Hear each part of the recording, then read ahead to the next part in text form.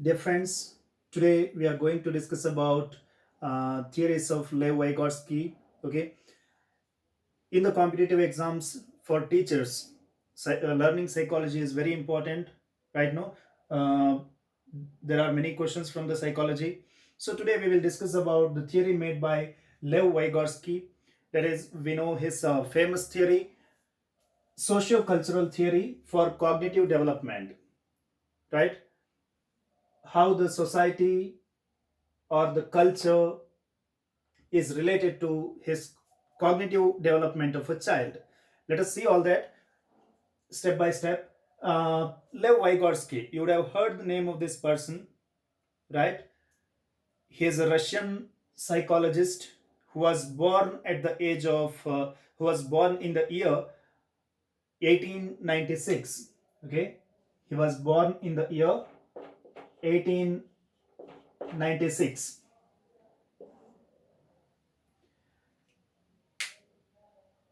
and he was, as he was experimenting on this psychology, and he was preparing theories, developing concepts on the psychologies, uh, at the age of 38. That is, after 37th year he died in his very early age, but his contributions were realized and recognized. The importance was understood at around 1970. Okay, till then nobody was understood, nobody was able to understand the importance of that concepts developed by him. That is why we say, if a person is alive, we will not understand his value. The day we lose him, we can understand their importance, right, or contribution. Similarly, in case of Lev Vygotsky also the same thing happened. Till he was alive, nobody knew the contributions made by him to the psychology, to understand children and to teach them in a better way. Okay, so always psychology helps in education a lot. Similarly, in our day-to-day life also, to understand people and to plan ourselves, psychology helps us a lot. All of us are psychologists only. We have our own ideas, and we know to understand a person for some extent. So little bit of psychology each one of us know. But this person who contributed a lot, and he prepared theories, we are not doing all that. We don't prepare theories. Today we are listening to the theory, right? So let us go through the points that are discussed or given by Lev Vygotsky. As I said in the beginning, he is a Russian psychologist. Okay, he is a social constructivist. What is the meaning of social constructivist? Who helps to build the society in a right way. So he is a social constructivist because he had certain concepts developed by him which helps us to understand children better and to take them in a right way. So it is a way of constructing the society, and because of which he is social constructivist, right? And he focused more on socio-cultural aspects. What is this socio-cultural aspect? Socio-cultural aspect is nothing but it is the impact of society on the culture, and how the society changes its culture. What are the impacts on the society because of the culture? So he focused on socio-cultural aspect, because of which socio stands for society, and cultural stands for culture of the society. Okay. Next point is social interaction. Now from here the actual theory starts. He says that this because of social interaction. What is the meaning of social interaction? As we mingle with many people, as we exchange our thoughts with others, as we interact with other people, we start gaining a lot many things, right? We start understanding new things, and slowly we try to adopt them in our life, right? No, So when we are living in a village, our trend, our way of life will be different. The day when we enter into city, gradually our lifestyle changes, right? No, so as we interact with the society, it may be in case of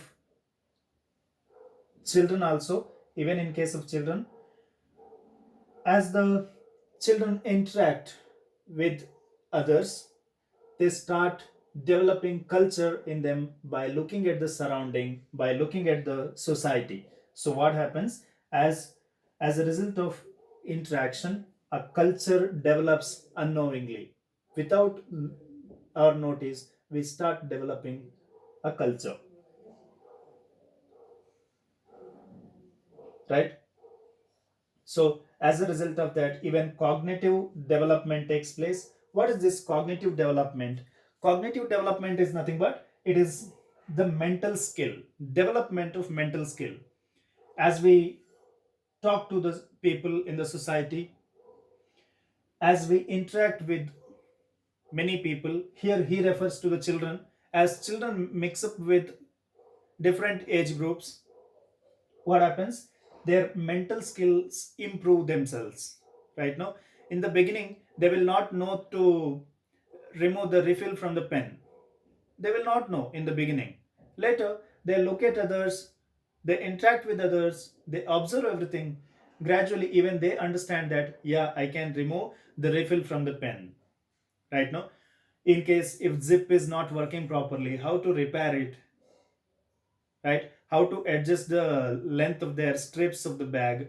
So these are all the small things which they understand by looking at the peer group, by interacting with the others. So what happens? Gradually cognitive development takes place. Cognitive development is nothing but development of mental skill. So gradually their thinking ability improves, their ability to solve problems to their level increases or develops.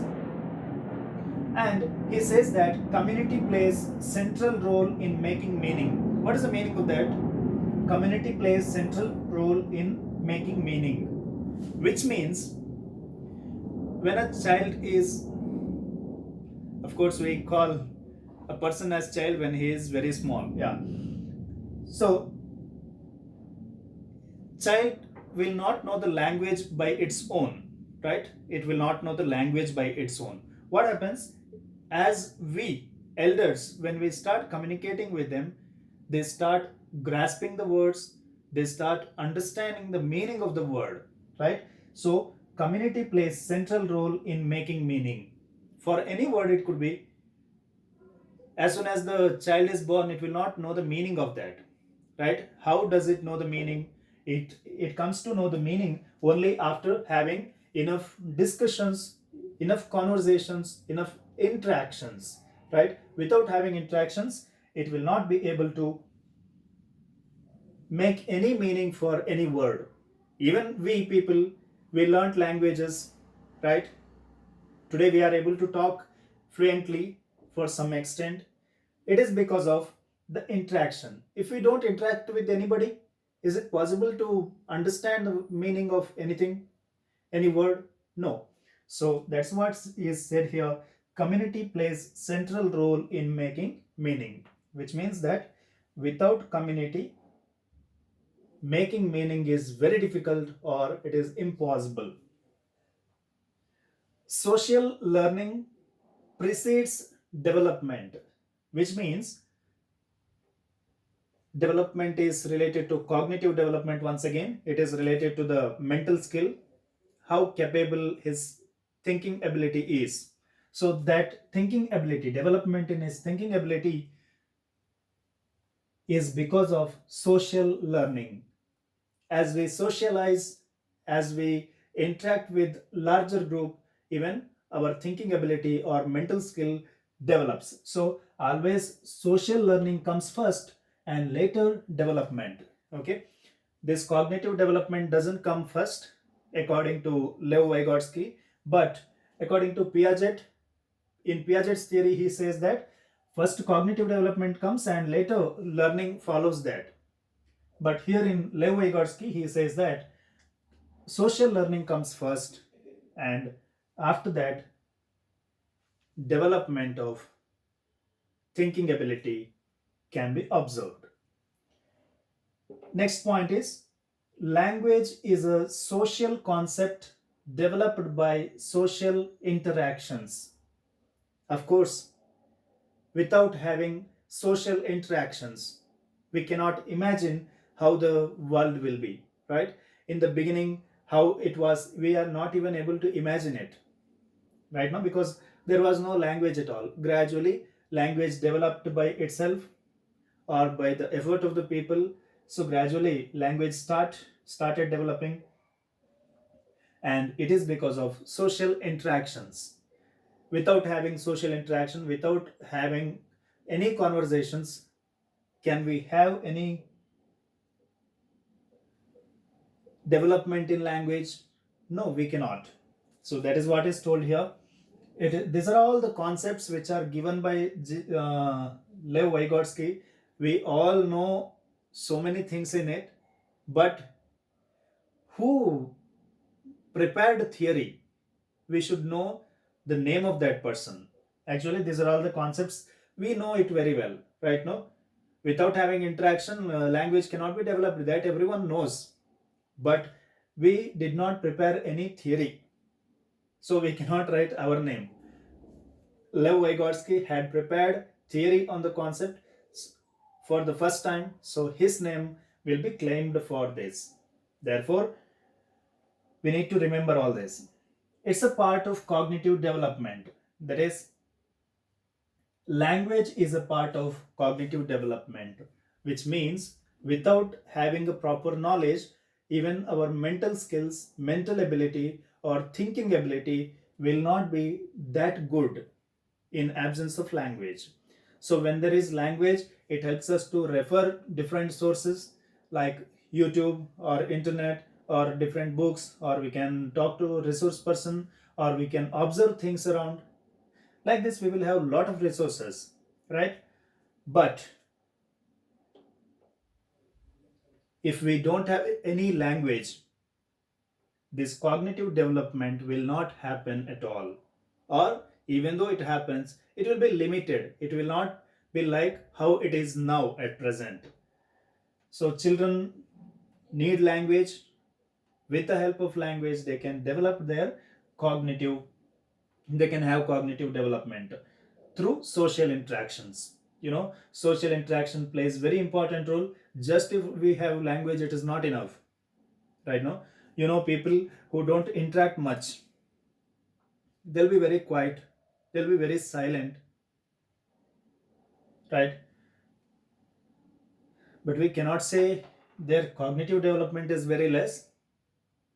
They may have different, instead of interacting with the people, they might be dependent on the different resources from which they can gather knowledge, right? Now, since we are talking about children here, for the children, for their cognitive development, social interaction is very important. Otherwise, they look very dull and they will not be much active. Children, those who don't interact much, they will not be much active. That you would have observed. Scoring is different. Scoring in the subject is different. When it comes to active participation in everything, then we can understand that in case if they are uh, very good at social interaction, then even they will be very active. Okay. Lev Vygotsky is the first psychologist to say that cognitive development links with social interaction. Nobody had told that. Uh, as I said in the beginning, in 1934, he expired because of tuberculosis, a disease, around 90 years back from now, right?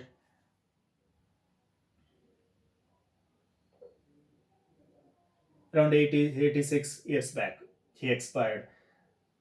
So that time only he had prepared certain theories for this, and he related this social interactions with the cognitive development.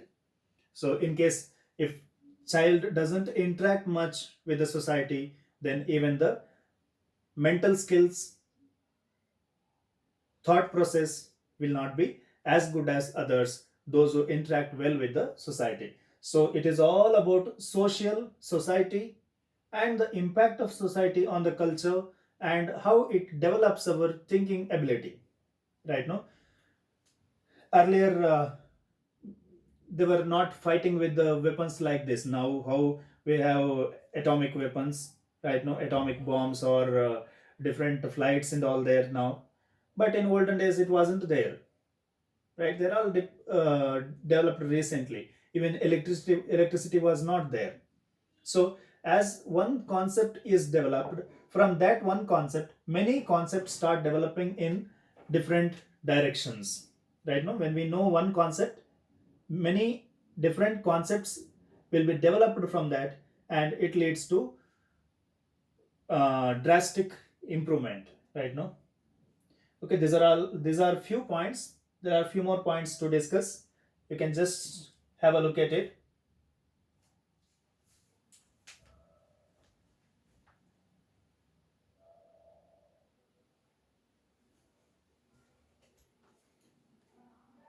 So here you are able to see that a figure is drawn.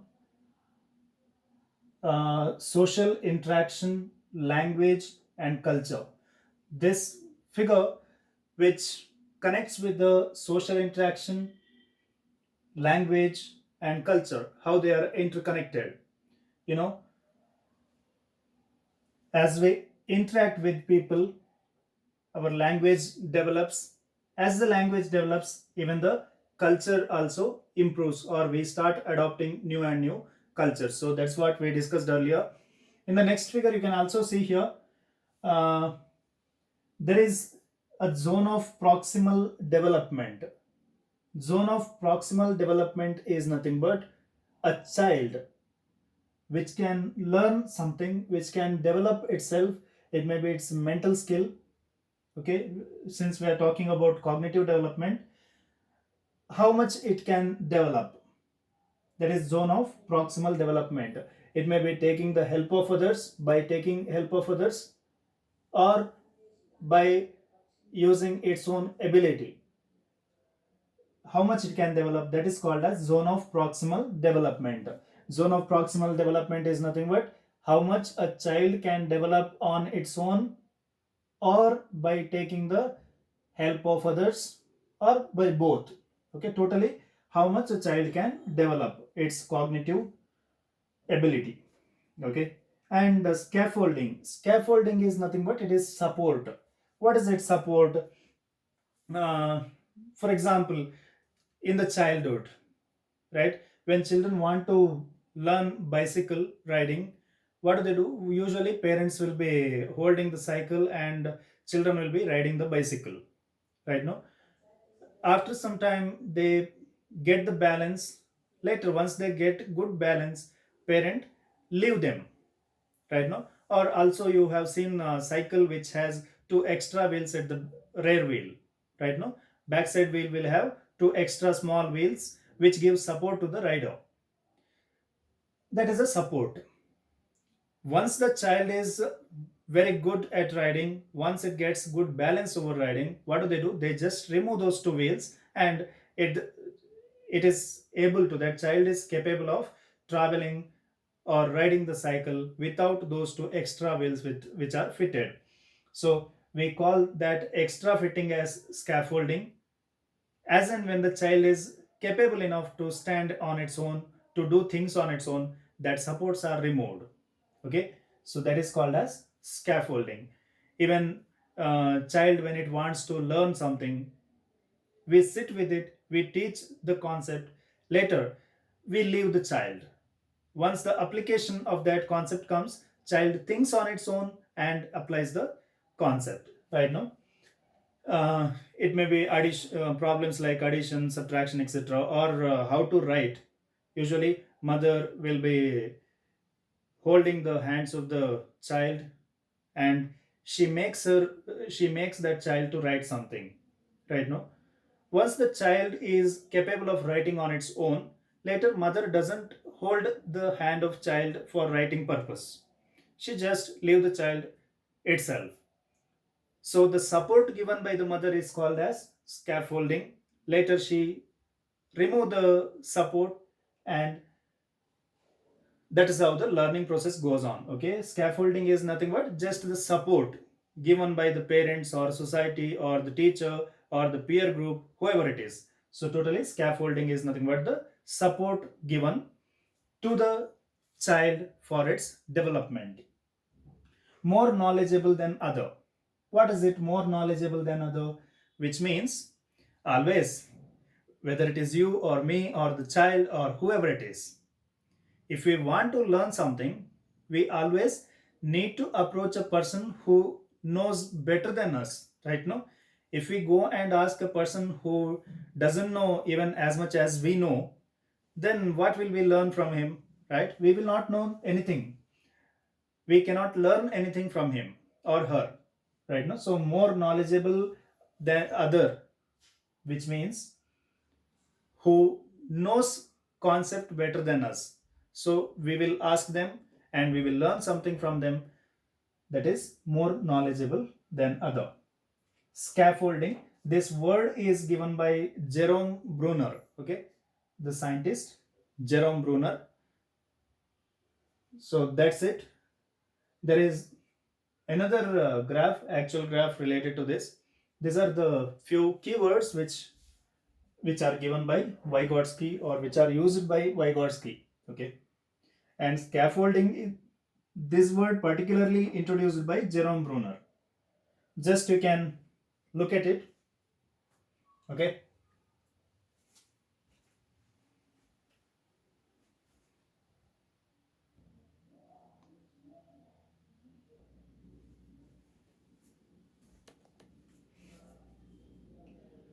we can see three circles here.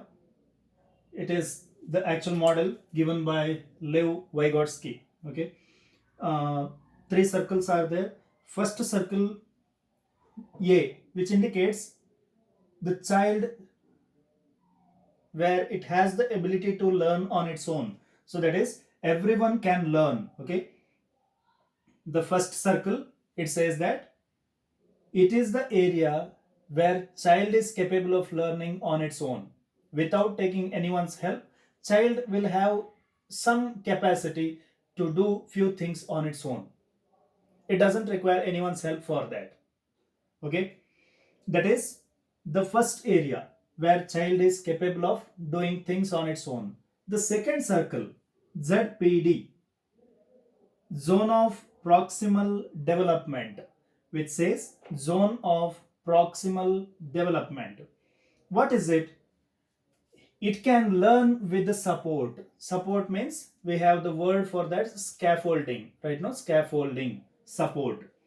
So here in this area, child can learn, child can do few more things, but only if it gets support from the parents or from the society or from the teacher or from the peer group, whoever it is.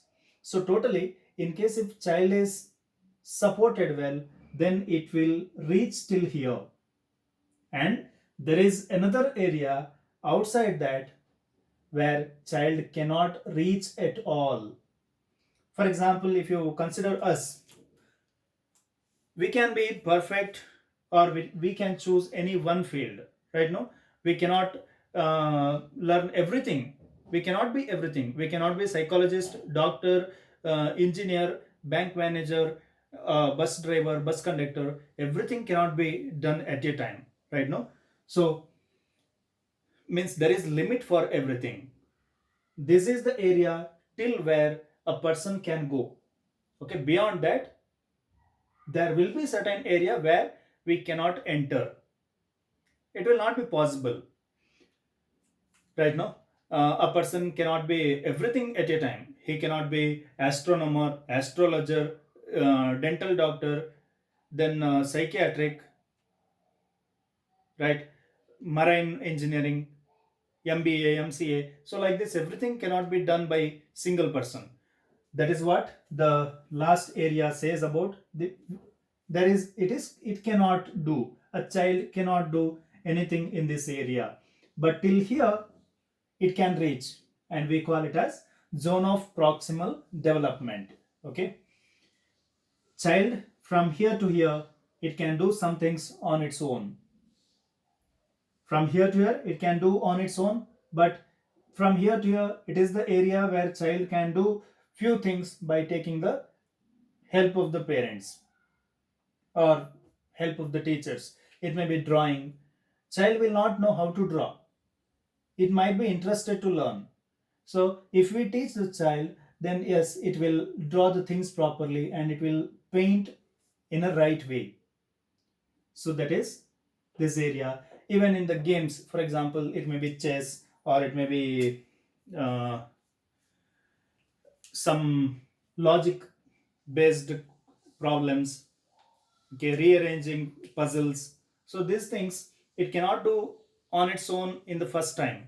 First time somebody has to help child to understand thing properly. So that is zone of proximal development, where child takes help from the parents or from the society, whoever it can be, and it can come till here.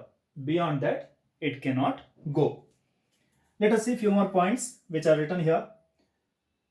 Social partners of children are teachers, parents, and peer group. So, child will have social partners in the society. It mingles with the one is with the teachers. Before mingling with the teachers, it would have mingled with the parents, right now, or guardians, and it mingles also with the children, with the peer group. So this becomes the social, they become the social partner for the children. Next one, language is man's greatest tool. You can understand that without language we cannot do anything. I am explaining you something here. Whatever I know, it is only possible because of the language, right? Now if we were not knowing the language, how do I explain you something, or how do I learn something from somewhere, right? It is not possible. So when there is language, it becomes very easy to put up things in a neat way, in a systematic way, and in or it helps us to reach people easily. So language is man's greatest tool. These are all the points told by Lev Vygotsky. Okay, thought and language are separate systems merged at the age of 3. So thought, the way how we think, and the language, they both will be separate up to the age of 3. They don't say all these things just like that. He has conducted a lot of experiments to come to this conclusion. So up to the age of 3, till a child gets 3-year old, thought and language, the way how it thinks and how it speaks, or the language of the child, they both remain two separate tools. Okay, so once they become two separate tools at the age of 3, they merge together.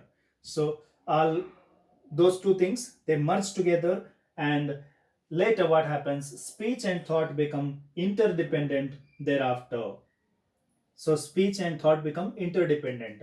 If we want to say something, we first think, right? Now if I have to write here something, first what will I do, what should I tell you, I will think first. After thinking, I'll speak. Right now when somebody asks us something, it may be the route, how to go to that particular place, what do we do, first we think, later we tell the answer. Right now totally they mutually, they are interdependent. Thought depends on the language, and thought depends on the speech, and speech depends on the thought. That's what is written here. They become interdependent. Okay, yes, you can have a look at it.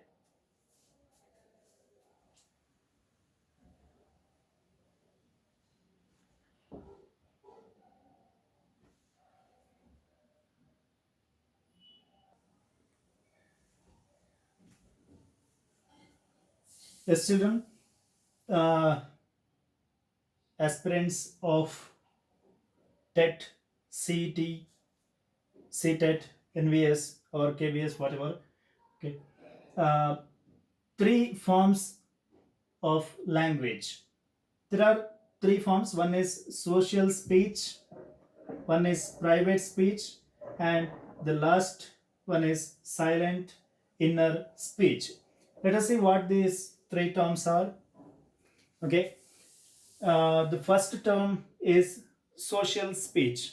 What does it mean? What is the meaning of social speech? From 2 years, which means that a child starts talking to the society, it starts interacting with the society. So somebody comes home, it may be the community people, it may be the family members, or it may be the outsiders, friends, somebody, whoever communicate with the child. So even child starts conversing with them. That starts from around 2 years. Okay, from 2 years, child starts communicating with the society. If somebody asks what is your name, it may try to answer. So that starts from 2 years of age. And second one is private speech. What is private speech? Child assumes that that is the teacher. That starts from 3 years. Or child thinks that that itself is the parent, or it acts like elders, right?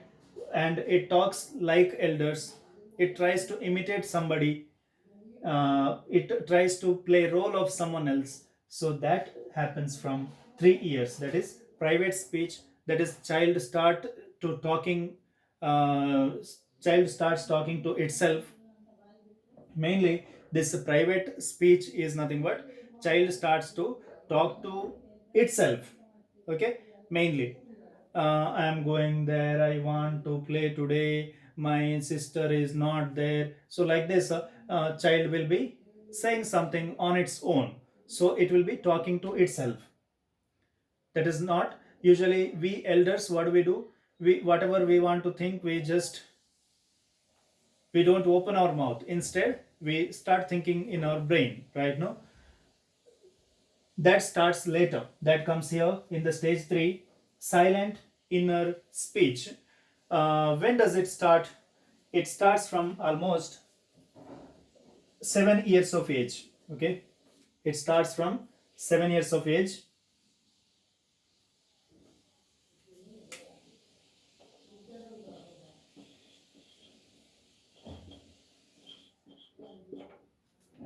Yes. So silent inner speech. Here in the first case, social speech, where child talks to the community, and that starts from first step. And second step is it talks to itself loudly so that everyone is able to hear what child is talking. That starts from the second age, and it may go up to 6 or 7 years. Then around 6 years of age, it starts imitating others. It may act like its father, it may act like its mother, it may uh, talk loudly, but it is not talking to anyone. It is talk, that child will be talking to itself, right? That starts from 3 years up to 6 or 7 years, it goes on. And silent inner speech, let us see what it is. Silent inner speech, that we elders, we know very well, right? Now whenever our authority scolds us, or whenever they do something what we don't like, we cannot scold them, right? So what do? We scold them in our brain itself, right? Now that is inner, silent inner speech. That is silent inner speech. Why this fellow is acting like this, we will be thinking, but we will not say that loudly. That is, even if we look at few things, wow, how beautiful it is, we think it, but we don't. If we are interested, we can say. It is not necessary that we have to tell it all the time, right? No, there is possibility that it is also possible to talk to our inner mind silently. That happens from around 7 years. After 7 years, it starts, so that we are able to think ourselves, and whatever is there in the mind, that only we will be knowing that, right? No, so that is about silent inner speech. And next one is some more terms to be discussed in this topic under this: collaborative projects. What is collaborative projects? Collaborative projects is nothing but teamwork. If a group of children is given a project or a task to be done in a group, so that is called as collaborative projects. They themselves will think, chat, talk, discuss, and they finish the work. That is collaborative project. Cooperative learning. Cooperative learning means what? If two children are there, if there are two children, what do? They discuss themselves, they share their ideas, and they learn. That is called as cooperative learning. Cooperation, they cooperate with each other. That is, um, can you tell me how to solve this? They ask to the other one. Similarly, the other child will ask this previous one about different concept, right? No, so there will be mutual understanding, and they share their knowledge. We had many such friends in our childhood. You must be able to remember that there will be few children in every class who will be very good and who will help others to understand the concept better. So that is cooperative learning. Assistive learning. What is assistive learning? Assistive learning is nothing but learning by taking the assistance. It may be the elders, usually it may be the teachers also. A child who is not able to understand anything at all, uh, what does it do? It will ask the teacher or the parents. Elders, whoever help elders, it is called as whoever, totally the elders who help that child, it is called as assistive learning. Okay, under assistive learning, child asks the elder people for the help, and they will explain the concept properly, so that child is able to understand it clearly. And peer tutoring. Peer tutoring means in the group itself they will be helping each other. If a task is given, for example, if some question is asked randomly, it may be quiz. Okay, when we ask a quiz, the children will discuss in the group, and finally one of them will stand and he will answer. That is peer tutoring. Totally, discussion will happen among the children themselves in the peer group. That discussion happens. And reciprocal teaching. What is that reciprocal teaching? Any idea? Yes. So reciprocal teaching is nothing but where. Now what I am doing here, it is not reciprocal teaching, because I am not interacting with anybody. Right now it is one way teaching. It is not reciprocal teaching. In reciprocal teaching, there will be mutual exchange of thoughts. There will be interaction. If I have some ideas, I will share it with the others, and similarly I will receive the ideas from them also the same way. That is reciprocal teaching, exchange of thoughts. I will tell something, and similarly I receive something from others, so that sharing of thoughts happens. That is called as reciprocal teaching. Hope you have understood this much. Just you can go through the topics once.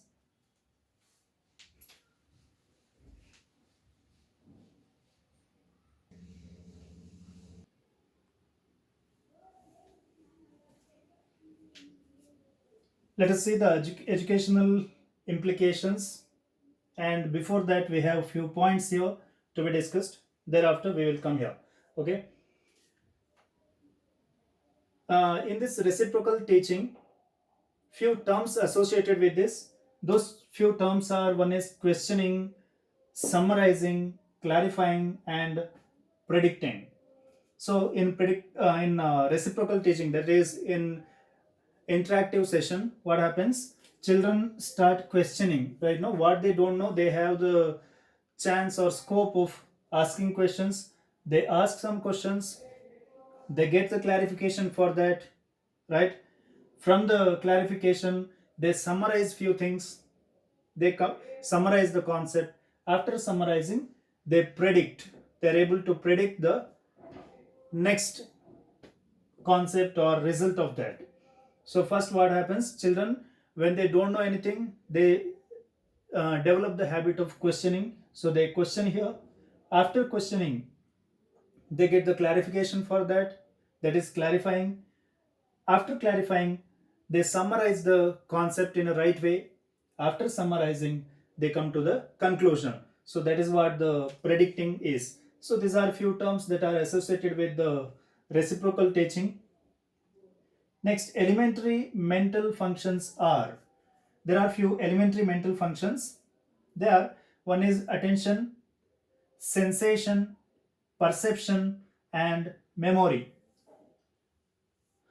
In the beginning of the childhood, what do children do? They'll be very attentive, they pay attention, they look at everything. If you take a small kid to the kitchen room, it observes everything, it looks around, right? No, if a fan is turning, yes, it looks at the fan. If there is a butterfly which is flying, it looks at that very curiously, right? Whenever a train comes, it feels very happy. So there will be a lot of curiosity because it pays attention in the beginning. That is why. After attention, what does it do? It senses that there will be sensation. Sensation means it starts understanding, feeling it.